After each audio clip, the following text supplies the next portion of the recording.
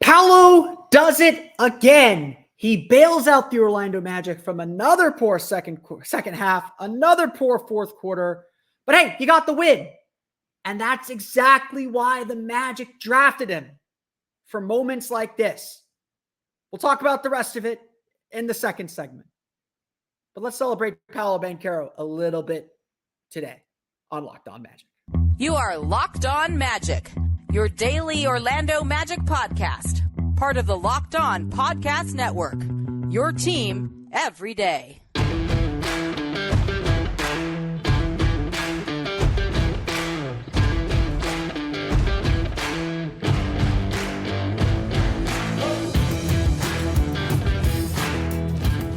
And you are indeed Locked On Magic. Today is November 16th, 2023.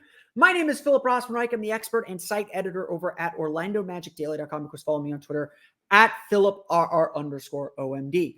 On today's episode of Locked On Magic, Paolo Banchero proves once again why he is the kind of player you take with the number one pick, and once again steps up to bail the Orlando Magic out with a game-winning basket. We'll talk about what Paolo did not do, and what he means for this team as they continue to try to get better this season. Hey, for all the doom and gloom, the Magic have never been under 500 this year, folks. We're 11 games into the season, so let's take some deep breaths and be cool, guys, okay? I'll actually look that up after the show, when the last time that happened was. But we'll get to that. Plus, we'll get into why the second half feels like the same story, why this continues to be a problem, and how the Magic might try to fix it. We'll get to that. Plus, run through the box score as we always do after games, coming up here in just a moment. But first, we want to thank you again for making Locked On Magic part of your day every day, no matter when you listen to us, whether it's first thing in the morning, whether it's right when we upload. We truly appreciate you making Locked On Magic part of your day every day. Remember, this great Locked On podcast covering every single team in the NBA. Just search for Locked On and the team you're looking for, the Locked On Podcast Network. It's your team every day. Today's episode is brought to you by our friends at Jase Medical. Empower yourself when you purchase a Jase case, providing you with a personal supply of 5 antibiotics that treat 50-plus infections. Get yours today at jasemedical.com. That's Jase, Jase, medical.com. I want to go back. Before we move forward, let's go back. Way back on draft night, 2022. I think I still got my post-it note here. Here we go. I still got the post-it, my infamous post-it note. For those that can see it on the YouTube, there it is. Way back on the draft night leading into the 2022 NBA draft, we had this intense debate. And Paolo Banchero was rookie of the year, far and away, was ready to come into the NBA. Was ready to do a lot of things, set some huge historical precedents and huge historical markers. But the basics of that debate came down to, well, who do you think is going to be the best player? Who has the best skills to help you out today? And ultimately, who has the best skills that give you the star power you need? Look, I will admit I waffled. I think I was very firmly on the Paolo train, and as we sat with the pick and wrestled with it a little bit, there was wavering and going back and forth, and I'll take all the credit you'll give me for being early on the Paolo train, but I will admit that it was not an easy decision, and I thought the Magic were going to take Jabari Smith just like everyone else did. But at the end of the day, that debate and that decision came down to asking one simple question. Clock winding down, who are you giving the ball to get a shot? Who is going to hit that hero moment game-winning shot? Because frankly, that's what stars do. As much as I don't like distilling everything down to one moment or putting too much emphasis on those moments matter. Your ability to hit a shot when everybody knows you are getting the ball. That's stardom. That's what you look for in a number one pick. That's the kind of player that drives your team. And let's be clear. For as much as we want to praise Jeff Weltman for how he's managed this team, how he's reset this roster, all of it doesn't quite work if the Magic don't land the number 1 pick and don't get this pick right. This is why the Magic drafted Paolo Banchero. Magic blow a 15-point halftime lead. They're up 6 with a minute and a half to go. They give up a game-tying three-pointer. Paolo himself missed a free throw that could have put the game out of reach. Anthony Black split his free throws as well. A lot of people had problems late in the game. But with 7 seconds left, Paolo Banchero told everybody, give me the ball. The Magic ran a play to get him the ball, put him in a spot where he could score. And as Cole Anthony said after the game, it was 360 no scope. He got the ball to the middle of the floor against a smaller Alex Caruso, turned without ever looking at the basket, fired, made the shot, hit every part of the rim before it went in, by the way. And the Magic escaped the Chicago Bulls with a 96-94 victory. That's the kind of shot making, that's the kind of calm, that's the kind of poise in do or die moments. And let's be clear, this was a do or die moment, just like it was up in Utah when the Magic also gave up a lead. We're trailing by 1 and found a way to get the win thanks to Paolo Banchero and that layup late in the game. This is twice now. That's a pattern. He's done it twice. And that's not even including the New Orleans game I'm still obsessed with from last February. This is why you grab Paolo Banchero. This is why Paolo was the pick. Because as talented as Jabari Smith is, and he still looks very good and still figuring himself out here in the league, Jabari Smith's shot creation ability to get his own shot was all theoretical. He didn't do that at Auburn. We saw hints of it. Maybe we projected like he can get there. He couldn't do it. That's why the Magic took Paolo. Chet Holmgren is still a unicorn and still figuring himself out in this league. But Paolo was the guy. And look, both those players are good. I'm not here to put down those players. They're both very, very good. And they're performing their roles very, very well for a Houston team that's playing very well, an Oklahoma City team that's also playing very well. Everyone's happy today. But Paolo Banchero is that dude. He's a guy that can have a terrible shooting game. Let me pull up the stats here. He's a guy who can shoot 3 for 11 and know that one shot at the end of the game is going to go down. He's a guy that's going to contribute and find ways to make things happen. He only had 3 assists in this game, but he was passing and moving the ball real well. He's the kind of guy that defenses are sending 2, sometimes 3 to the ball with. Magic don't have spacing. That's a big part of why, but Paolo is seeing double and triple teams. He's seeing a lot of bodies and having to learn how to make that right pass and make that right play and still find his time to shoot. What the Magic have asked and what defenses have forced Paolo to do is really advanced stuff. And look, he's no longer averaging 5 assists per game, but his passing's gotten significantly better. His defense has gotten significantly better. He is a guy who is making everything happen when he has the ball on his floor. And yeah, he's still prone to making mistakes. He's a second-year player. But this is what a star does. They occupy and take the entire attention of the defense. And look, I'm not here to say Paolo's doing it and Franz is not. Franz is definitely doing it too. Franz made several big shots as the Magic tried to pull away in the fourth quarter, had a really big fourth quarter, made a lot of really good plays throughout the game. Like Franz had a solid game too.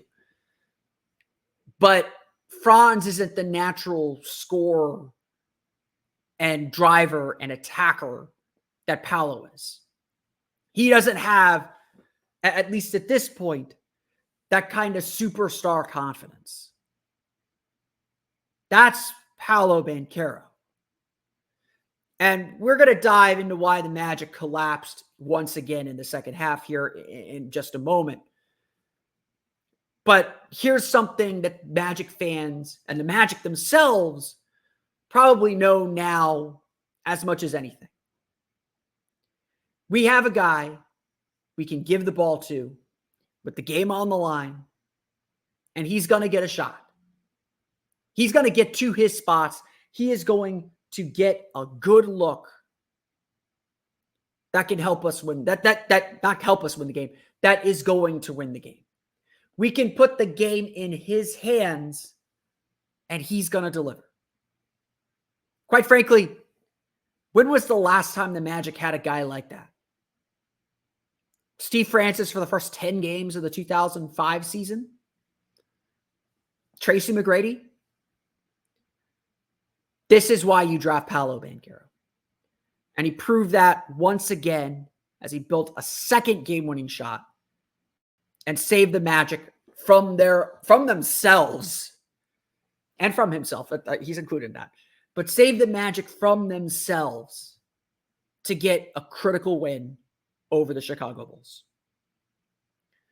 Of course, the Magic probably didn't have to be in that position or in that situation. They probably should have done a lot better.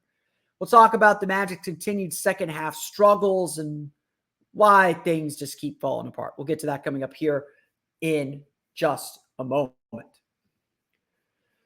But first, it's time for a quick word, if my copy will load, from our friends over at FanDuel. Look, NFL season is well underway, and the best place to be involved in the NFL season is with FanDuel, America's #1 sportsbook. Right now, new customers get $150 in bonus bets with any winning $5 money line bet. That's $150 if your team wins. If you've been thinking about joining FanDuel, there's no better time to get in on the action. The app is so easy to use. There's a wide range of betting options, including spreads, player props, over-unders, and more. So visit FanDuel.com/lockedon and kick off the NFL season. I know they actually do have lines and odds for in-season tournament action. You can bet on who's going to win East Group C. I checked before the Brooklyn game. I haven't checked since. But Orlando was sitting third. I don't think they'll be there anymore. I think they were like 9-2 or 13-2 odds or something like that. Still a good value. We'll see if the Magic can beat the Bulls on Friday, keep themselves in the running, must-win game Friday. But you can bet on stuff like that over at FanDuel. So check it out today. Again, that's FanDuel.com/lockedon. FanDuel is an official partner of the NFL. Don't forget to check out our new feature here on the Locked On Podcast Network. Locked On has launched the first ever national sports 24/7 streaming channel on YouTube. Locked On Sports Today is here for you 24/7, covering the top sports stories of the day with the local experts of Locked On, plus our national shows covering every league. Go to Locked On Sports Today on YouTube and subscribe to the first ever national sports 24/7 streaming channel. Okay. Paolo's the story.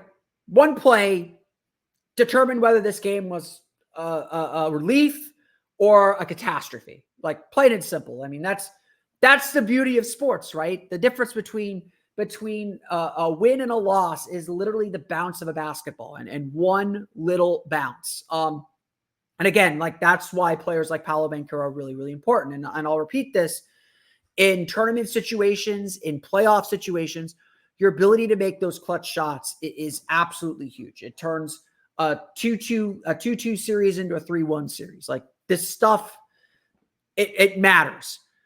But as I always like to say, and I will keep saying it, you cannot stop me from saying this. I will say it till it is cliche. Good teams don't win close games. They avoid them. And they avoid them for this exact reason, because you're relying on the bounce of a basketball. And in some respects, I want to give the Magic credit. They did make a lot of winning plays in this game. This was not a collapse of the level that the Atlanta game was a collapse. Orlando made some plays down the stretch, missed an open shot here or there, obviously missed some free throws. There's a lot of stuff that's still in the Magic's control, but at the same time, you had Jaylen Suggs dig out a rebound and save a possession to get the Magic a dunk for Goga Bitadze. There's another play where Jaylen Suggs lost an offensive rebound to Nikola Vucevic, snuck behind him, stole the ball, fell out of bounds, saved it to Jonathan Isaac, and the Magic, got an extra possession that way. There are all these there's several plays where Franz Wagner made big shots down the stretch or whatnot. But at the end of the day, the results are the same. And look, I think there's a lot to say that this is a young team still learning how to close games. By raw point total, the Magic are first in the league in the first half, plus 89, I think, raw total in the first half. They are 27th in the second half. They're like minus 70 something in the second half of games. They're at least heading into this game, and I'm sure it's worse now, they were the third worst team by net rating in the fourth quarter this season.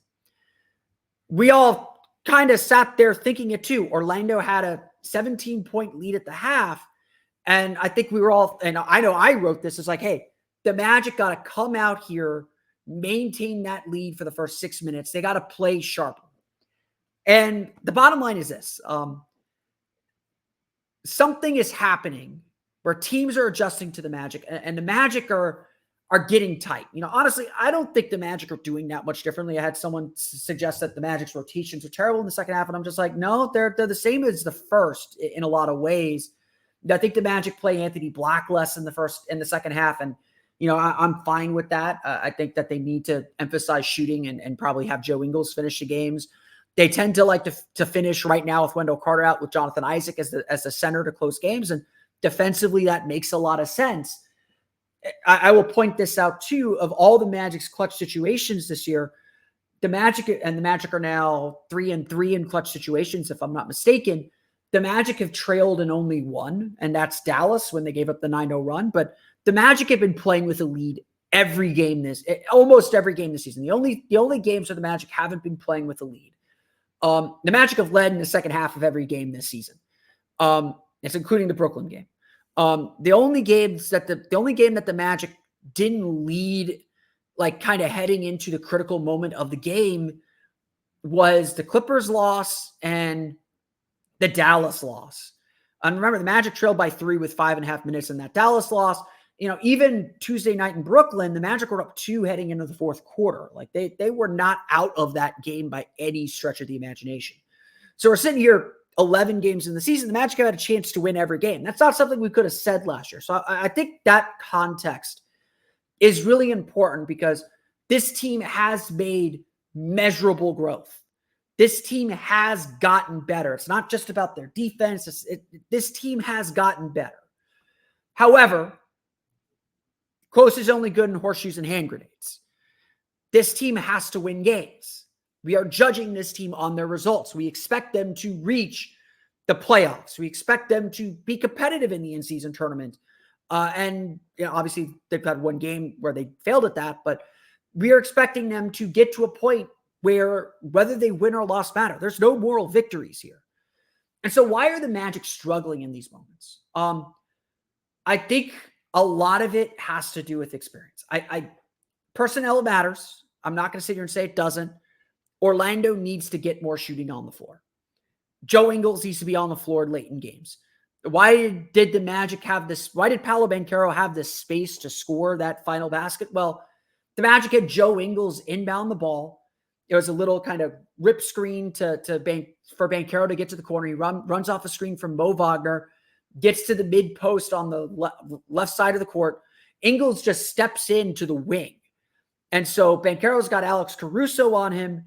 Joe Ingles' man is kind of digging. He's kind of faking like he's going to dig, but he can't go anywhere because Joe Ingles is a respected shooter. That stuff matters. If they did come with the double, Banchero's kicking it out to Ingles. Ingles is going to relocate somewhere where the defense can't get to him, probably relocate to the corner. Banchero's going to get the ball to him, and Ingles is going to get an open three. And I know Ingles hasn't shot the ball fantastic this season, but that's a 40% three-point shooter. Defenses respect him. That's a big part of this. Orlando's spacing is god-awful late in games. But it honestly isn't just that. It is about pace and execution. It's about poise and confidence. And it's about not feeling that pressure. This is a team that is still learning how to win. There is no getting around this. They are a young team. They are figuring out how to win in real time, and they're struggling with it. They don't know how to protect a lead. They didn't play with very many leads last year. So they're learning how to protect and expand leads. And naturally, as young teams do, they get a big lead, and it's unconscious. I don't think they're doing this on purpose. They relax. The other team raises their intensity because they got to make up the ground, and the Magic are struggling to meet that. But Chicago did really well, especially in the fourth quarter. And this is something we saw even in the preseason a little bit when the Magic struggled with their offense. They're blitzing screens and pressuring this team. They know the Magic are trying to get downhill and get to the basket. And so without good shooting and with kind of with kind of a nervous, poise, the Magic are really, really struggling to break this press.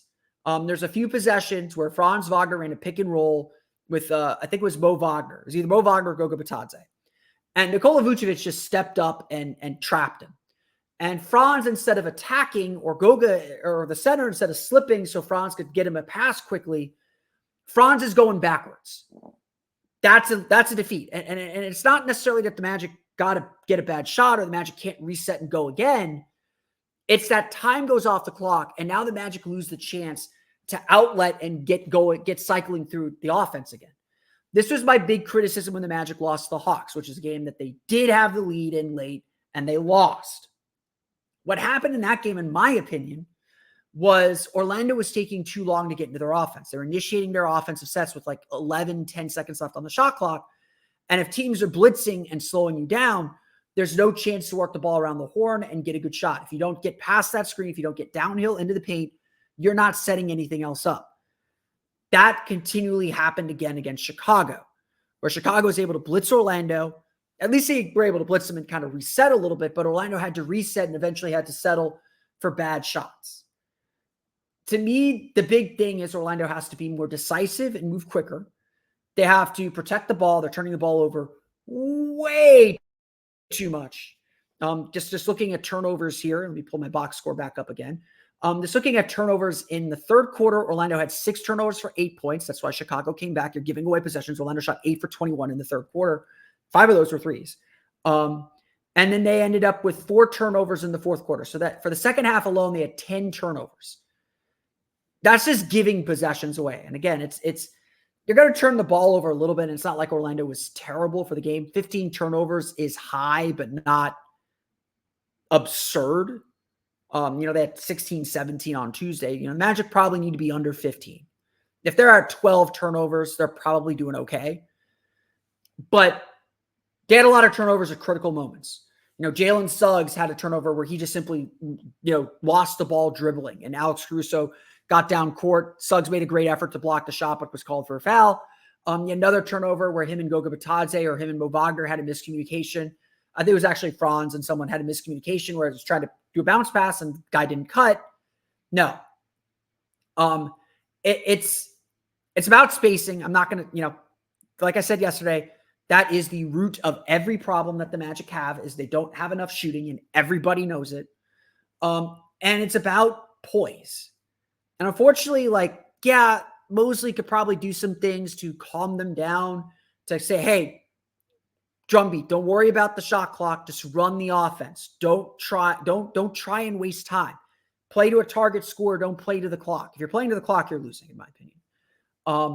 That's why I'm a fan of the Elam ending, to be perfectly honest. Play to a score, not to the clock. Get to, someone mentioned, I said, you got to play to a target score. You get to 100 in this game, you're winning the game. The Chicago wasn't scoring 100 today. The Magic just have to find some calm and poise. And unfortunately, experience is the only way that's going to happen. I honestly, the Bulls tying the game was not the worst thing in the world, because I feel like this team would play better having to make up a deficit or when they're tied, because then that pressure feels like it's off a little bit. It's maintaining a lead. It's growing a lead. It's, knowing that you're just trying to get to the finish line. I think that's the part that gets in their head. And it's something this team just hasn't done very much. And so they're learning in real time, and it's frustrating. So again, it's back to controlling what you can control. You can control making free throws. You can control turnovers. You can control rebounding. You can control effort. Effort's fine. Teams playing hard. You can control pace and the tempo at which you play at. And I think that's the part the Magic are really, really struggling with. Again, I think what's really important, and I saw this throughout the day Tuesday, we're not at a point of panic, guys. Like, the team is 6-5. They're still doing a lot of really good things. They're trending in the right direction. They're going to make mistakes still. It's still the 4th or 5th youngest team in the league. They're going to make mistakes. What's important, and this is what's frustrating about these fourth quarters so far, what's important is that they learn from them and get better. You know, again, like last year, the Magic lose this game. The Magic go to overtime, they lose this game. Because, you know, they blew a lot of leads last year. They blew the leads to Miami twice.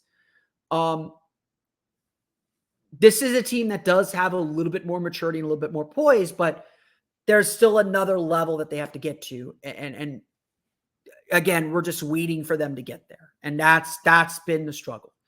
Again, I want to point out, they have not really trailed this season. They have played from ahead for a good chunk of the season in these moments. That is something different, and that is something that is good. It is, you know, they had the room to make these mistakes and learn. Now we need to see them learn. That's the trick, and that's the deal. We will go through the final box score here in just a moment, talk a little bit about what we saw from the team. We'll get to that coming up here in just a moment. But first, a quick word from our friends over at Jase Medical. You know, we spend a lot of time talking together, you and I. We're fired up tonight after the Magic's big win, just as we were disappointed after the big loss on Tuesday. We talk about everything, and I'm thankful for that connection that we have. And today, I want our chat to be a little bit more personal. I just learned you could get a 1-year supply of important prescription medications. And you know what that means? It means bringing on extended travel. It means bringing on the next natural disaster or supply chain issue. It means being covered. You don't have to worry about whether or not you could refill your generics for plenty of prescription drugs. All you have to do is call our friends at Jase Medical. Go online right now. You don't have to call them. I don't think anyone has phones anymore, but you can go to jasemedical.com to receive your 12-month supply on your daily medication. Remember to use promo code LOCKEDON at checkout for a discount too. A verified customer had this to say about Jase, quote, "I am thankful for the service. Supply chain issues caused me to cut pills in half to have them. I ordered most of my daily meds with a year supply. I also ordered antibiotic kit. I feel secure now. Prices are lower than local pharmacies. I highly recommend this for everyone," end quote. If you or someone you love would get some peace of mind by having a year supply of any daily med, go to jasemedical.com to see if it's offered for you. Remember to use promo code LOCKEDON for $20 off your first purchase. Okay, the Orlando Magic defeat the Chicago Bulls 96-94. I am going to put a parental advisory warning here. We are about to talk about the box score of the Orlando Magic's 96-94 victory over the Chicago Bulls. If you have small children, this may be harmful for them. It may prevent them from being basketball fans in the future. I don't know. This was not the prettiest of basketball games. But here's the thing. Like, I mean, and I want to be very, very serious about this. The Magic thrive in these games. Give me more 96-94 games. Give me more games in the high 90s. That's where this team is going to thrive. They are not a good offensive team. Like, we know that. They're 20. They entered the game like 21st in the league in offensive rating. I still believe they're going to get out of the bottom 10. I am still a believer. But this is not a good offensive team. And so part of the Magic's strategy and part of what the Magic want to do is play at a slower pace. So you're playing with fewer possessions, butt the game up with their defense, be disruptive with their defense and get a ton of deflections and challenge every shot at the rim. That's who this team wants to be. Like, I don't think anyone, there are a lot of people who said this is an ugly, ugly game. And I'm just like, no, I mean, yeah, it was, but that's okay. That's how the Magic want to play. This is where we live. We don't live in a 124-104 Brooklyn win. That game was up and down. There's a lot of threes, a lot of turnovers. Like, the Magic had to really try and keep up. Like, that's not who this team is. I know Orlando nearly beat Atlanta. We don't play games like Atlanta. We don't like those games. We like these games. We like these games. Keep those scores low. Make it about defense. Because honestly, more often than not, the Magic's defense is going to win. the Magic's defense is going to give the offense enough opportunities to win the game. That's what we're going for. So I don't mind the score being this low. I like it. I like these games. And I think the Magic are going to be a lot more games like this. And that's, a good or a bad thing. So let's give credit where credit's due. Let's talk about our defenders first. Jonathan Isaac, his best defensive game of the season, in my opinion. He only scored 4 points, 1 for 4 shooting, 7 rebounds, 2 steals, 2 blocks. Those 4 stocks, that's classic Jonathan Isaac. And frankly, the second quarter, Andre Drummond, Nikola Vucevic, anybody trying to drive into the lane, Jonathan Isaac was swarming. He was a shark. He was circling. He was hunting any shot coming in the lane, and he changed and affected a lot of them. This was a fantastic game from Jonathan Isaac. And again, the shooting's not quite there. His only field goal was a putback dunk. But he played so well and so impactfully. Again, everyone on the Magic's bench had a positive plus minus. They were minus, though, in the second half. I will note that. They were very good in the second quarter as the Magic built their 17-point halftime lead. The Magic got a lot out of Jonathan Isaac. And again, credit to him. He played 16:47 in this game, not as much as you'd like to see. I think we're getting close to a point where he can play 20 minutes, but first back-to-back games, first time playing in the second night in 2 back-to-back games. You know what I mean. Since December 27th and December 28th, 2019, big step for him. And to see him play so well in that situation, in that setting, is a very, very big thing. Let's talk Goga Bitadze. 15 points, 6 for 10 shooting, 11 rebounds, 5 fouls. Love using those fouls. 2 steals and a block. I thought Goga Bitadze, he lost contact on Andre Drummond a few times. Mo Wagner did too, but Bitadze was really good defensively. He was a little bit off defensively against Brooklyn. So much more focused. The whole team just came out so much more focused defensively in this one than they did Tuesday night. Bitadze, I thought, was really, really good, just staying in touch with his man, defending the paint, defending the rim, grabbing rebounds. Like, Bitadze's not consistent, and that's why he's kind of in the role that he's in. But, the Magic are going with him as a starter because he is such a good defender. He gives them such good paint defense. There's a lot of things we could talk about the Magic doing with their starting 5, but Bitadze is not someone I would touch at this point. He's been doing a lot of really good things, and he's really stood tall for this team during the stretch. Let's talk Anthony Black. 7 points, 3 for 8 shooting, missed both of his 3-pointers, 4 rebounds, 2 assists, did have 2 turnovers. A lot of what Anthony Black does is not going to show up on a box score, so I'm not going to freak out about the box score. I thought he cut well when the Magic did find him. He was able to score around the basket. He stole some rebounds here and there, but his defense, his ability to kind of absorb contact in his chest, like when you watch the Magic play defense, watch how physical they can be. They will take drives straight to the chest, hold their ground. That's defense. Like, that is defense. Like, Jaylen Sugg is really good at this too. But Anthony Black, for a rookie especially, he got the call on Zach LaVine on a few occasions. Just unbelievable work. Just so impressive with his work on the defensive end like that. Like, this kid is so advanced. And again, it's going to be hard to leave him out of the rotation. I don't think the Magic can do it, but they're already trying to play 10 guys. Playing 11 is going to be really tough. Someone's going to be out of this rotation every night, and it's going to be hard to pick who.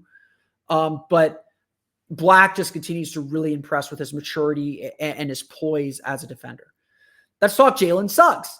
10 points, 2 for 8 shooting, 2 for 7 from 3, 4 for 4 from the foul line, 2 rebounds, 5 assists, good movement there, 3 steals, 4 turnovers.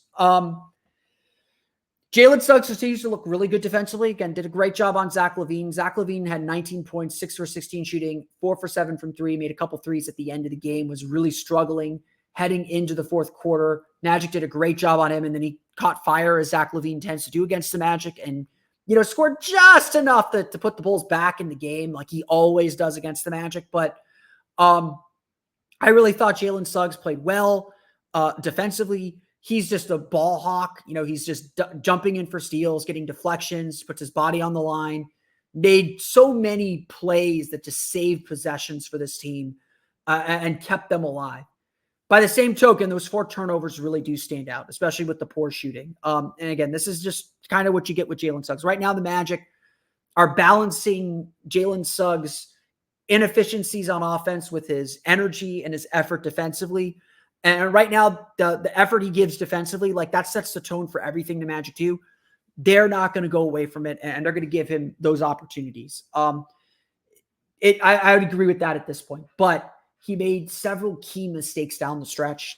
Just bad turnovers, just turnovers where he's just, I want to say his eyes are bigger than his stomach. He's just a little bit too over his skis. He's just got to slow things down and play with some more poise. And he's frankly just not playing with the poise you expect from a third-year player. Those are your key defenders. The Magic got Gary Harris back. He was 2 for 4 from the floor for 6 points.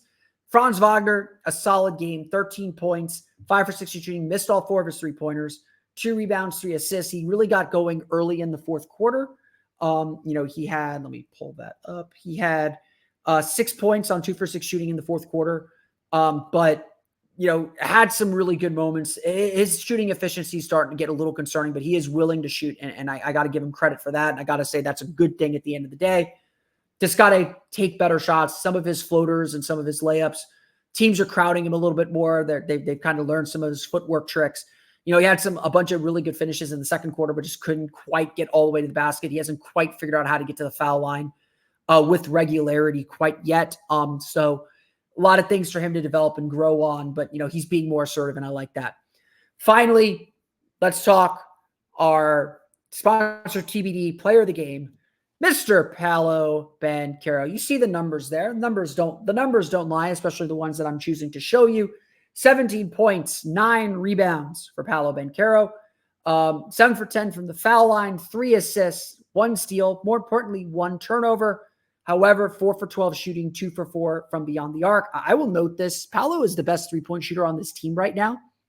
And him figuring out how to shoot those standstill threes, if the Magic can get him those, that changes his game. Now, the field goal percentage is definitely concerning. His struggles to kind of get quality shots is a little bit concerning, but so much of that is spacing. Like, we've talked about this a lot.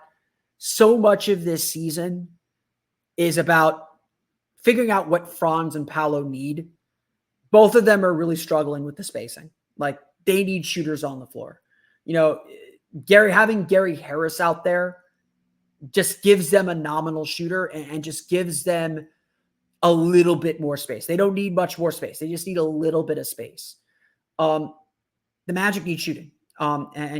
It's obvious. I don't think a trade is imminent or anything like that. Will the Magic be active at the trade deadline? I don't know. We're still 2 months away from it, but what the Magic need is painfully obvious. What Paolo and Franz need are painfully obvious. And right now, that's going to be the dominant story of success or failure for these 2 players at this point. I will say this for both Paolo and Franz, both are doing good things. They are thinking the right things. They are, expanding their games in ways that should excite the Magic. And there's growing pains with that. There's growing pains with everything this team is doing. But we know what this Magic team needs, and we know what they have to do to take those important next steps. The Orlando Magic defeat the Chicago Bulls 96-94. They'll be back at the United Center on Friday for the second in-season tournament game for both teams. Essentially an elimination game. Don't want to have 2 losses. Loser might be done. The winner still very much alive in Group C. A very, very big game. DeMar DeRozan will be back for that game on Friday. So we will see what we have in store for the rematch coming up in a few days. But that's going to do it for me today. I want to thank you all again for listening to today's episode of Locked On Magic. Of course, find me on Twitter at @PhilipRR_OMD. Subscribe to the podcast on Apple Podcasts, Stitcher, TuneIn, Himalaya, Google Play, Spotify, Odyssey, and all the places podcasts to your podcast-enabled listening device. For the latest on the Orlando Magic, be sure to check out OrlandoMagicDaily.com. You can, of course, follow us there on Twitter at OMagicDaily. Be sure also to check out my Patreon page, the Orlando Magic Hub, patreon.com/Orlando Magic Hub. I put extra content on there. I'll be looking at some of the shooters that might be available on there as well. We'll get to that on the show eventually, but you get an early look at that on my Patreon page. So go to patreon.com/Orlando Magic Hub to see more of that content. And thank you, of course, for all of your support. Be sure also to check out the new 24/7 Locked On streaming channel on YouTube. Locked On Sports Today is here for you 24/7, covering the top sports stories of the day with the local experts of Locked On, plus the national shows covering every league. Go to Locked On Sports Today on YouTube and subscribe to the first ever national sports 24/7 streaming channel today. For my everyday crew, on tomorrow's episode of Locked On Magic, we will chat some interesting stats that we've seen through the first 10, now 11 games of the season. We'll get to that on tomorrow's episode of Locked On Magic. But until then, for Orlando Magic Daily and Locked On Magic, this has been Philip Rossman-Reich. We'll see you all again next time for another episode of Locked On Magic.